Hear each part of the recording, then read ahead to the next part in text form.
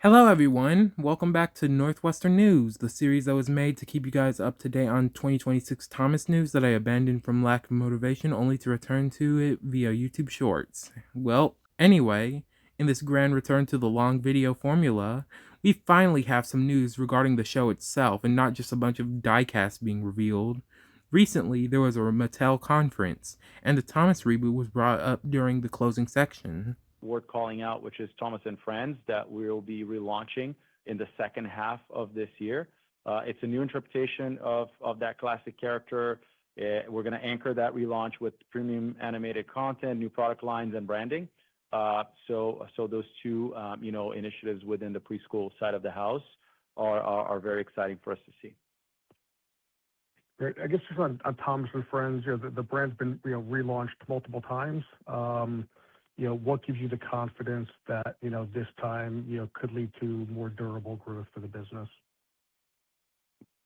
Absolutely. I think the team has done a tremendous job in finding the right line between keeping the classic elements of the characters, so it continues to have multi-generational appeal, but updating it to today's moment, and also embedding some of the storylines on realities that the parents are dealing with right now.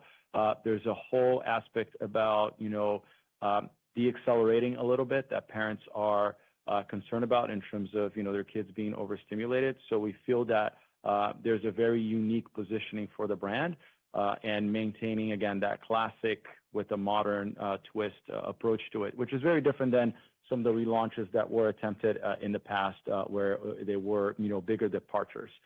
I think there is something else, which is we're anchoring the line on a very successful formula of diecast that we know from Hot Wheels, and we have incredible know-how in terms of managing the appeal of collectible lines like that. So it's a completely new approach, and we believe that it gives us a very good chance of reestablishing this franchise for the future. Alright, I feel like we should analyze this clip in the order of things said. First, they bring up premium animated content. It's clear that Mattel has tried multiple times for premium toys in the past, with Thomas Wooden Railway being the original premium Thomas line, with them after that going to standalone items, to the push-along lines, to minis, to even Wooden Railway 2022 feeling like the biggest attempt at this, with the more simplistic style guide and the more accurate engines. I personally feel like this was their best attempt at the premium look, with the more train-themed branding to the characters actually having more molded detail instead of relying on prints. And they're also doing this thing where the plastic parts are matte, and as a result, some wooden characters have plastic bodies with die-cast chassis to give them, the different finish of looking like they're wood. There's also the fact that the die-casts are way more durable, being held together with rivets instead of screws, and having more parts clip into each other instead of just being wedged between other screwed parts, such as the tank engine's cab roofs and Toad's chassis to his footplate. After this, they talk about how the previous rebrands failed by straying too far from what Thomas is supposed to be. They talk about how they're going to combine the classic timeless storytelling with modern visuals, kind of explaining the redesigns of the vehicles such as Birdie and Harold.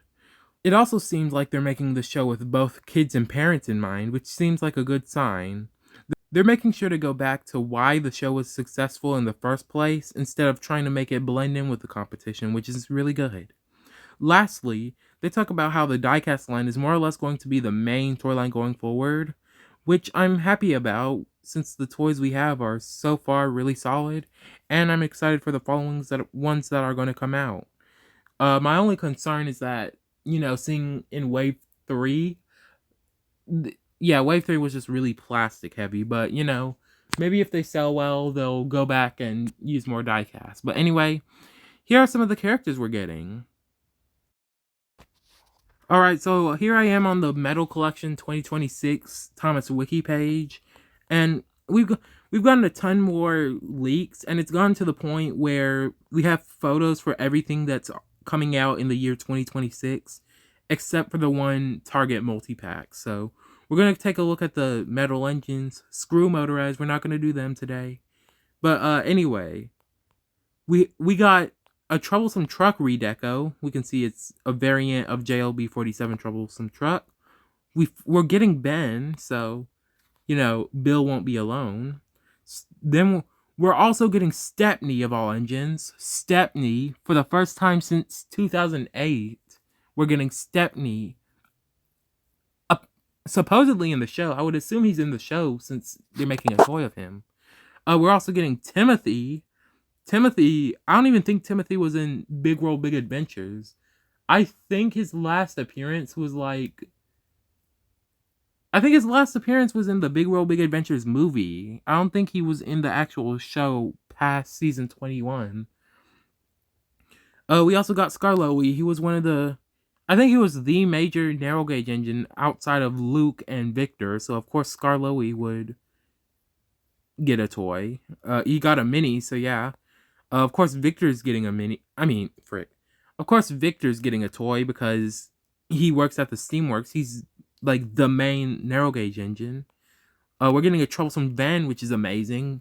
Hopefully they don't mess it up like they messed up the tanker, but it's literally a box on wheels. I don't know how they could, but once again, Mattel has surprised me before, so yeah. Hector! We're finally getting Hector again. I'm so excited. My only thing is that I'm nervous that he's in the small assortment. Hector is a really big hopper car, shown to be so much bigger than Bill and Ben and even Thomas. And I feel like him being in the small assortment really limits his size potential. If I were to choose, I'd probably have a longer and taller Hector in a large assortment case, and then pair him with like a troublesome truck. In fact, it was recently revealed that Mattel filed the rights to the names Boko and Rickety for toy trains, meaning that Boko and Rickety are also getting toys at some point. So, I would make a longer Hector and pair him with Rickety in a large assortment pack. We also have Terrence, who, yeah, he's pretty obvious. He was one of the few characters to return in All Engines Go, so yeah. Deepak, the crane truck character, so that's probably going to be our first look at him if he isn't in the special or season 1. Tent Pole Thomas.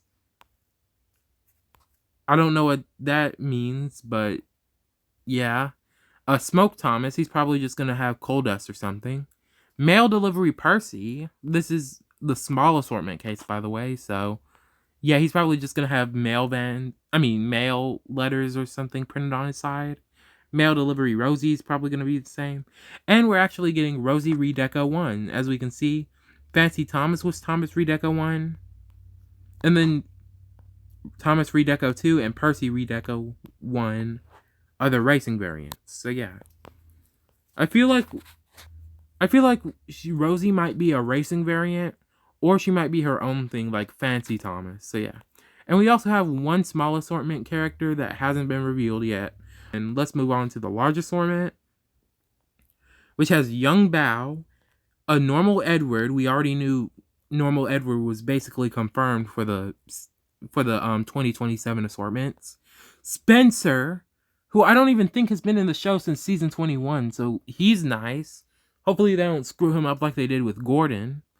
Ashima, hopefully, is going to be nice and long. I'm saying around Nia's length, and then give her another mine car. We got Edward bricked up. We have Edward Bricks, which is weird. Probably gonna be a construction variant of Edward, similar to that one All Engines Go construction pack that basically would never leave Walmart shelves. There's also Mail Delivery Henry, probably the same as Mail Delivery Percy, just has letters and stuff on his side. Henry Redeco 1. Gordon Redeco 1. We don't know what those are. Tent Pole James. So, we got a Tent Pole James to go with Tent Pole Thomas. So, I'm interested in that. Thomas and Brian. Who? Also, we got Percy in a mail car. This is pretty disappointing for me because while I do want the mail car, Because most people will want a mail train that is at least 2 to 3 cars long. This means I'm going to have 2 to 3 extra Percy's, not to mention the extra Percy's from however many Clarabelle packs I get. Yeah, I wish they just sold the rolling stock on its own, but we got Whiff and Scruff. Personally, I like 2026 Whiff's diecast. It is a bit small, but that's just because it's in the small assortment, so it's as good as it can be for being in the small assortment. And Scruff's a tiny character, so I doubt they're gonna mess him up. And lastly, we have Rheneas and Sir Handel.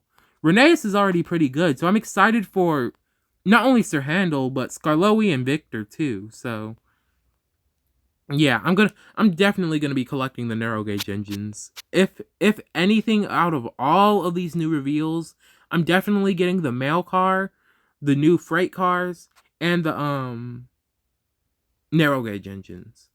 Lastly, we have these 3 unknown packs, these 3 unknown large assortment packs. Anyway, I feel like that's a good enough place to end the video. We don't really have much else, at least as of when I'm writing the script and recording this. So yeah, if we get anything else, I'll just add it right here. But yeah, if you have thoughts on this, let me know in the comments, and I'll hopefully see you soon when we get another look at the show, especially since it's coming next month. Oh yeah, and also Motorized Salty and Hero Leaked. They're cool. Salty's a little wide, but that's really it. They're both really good.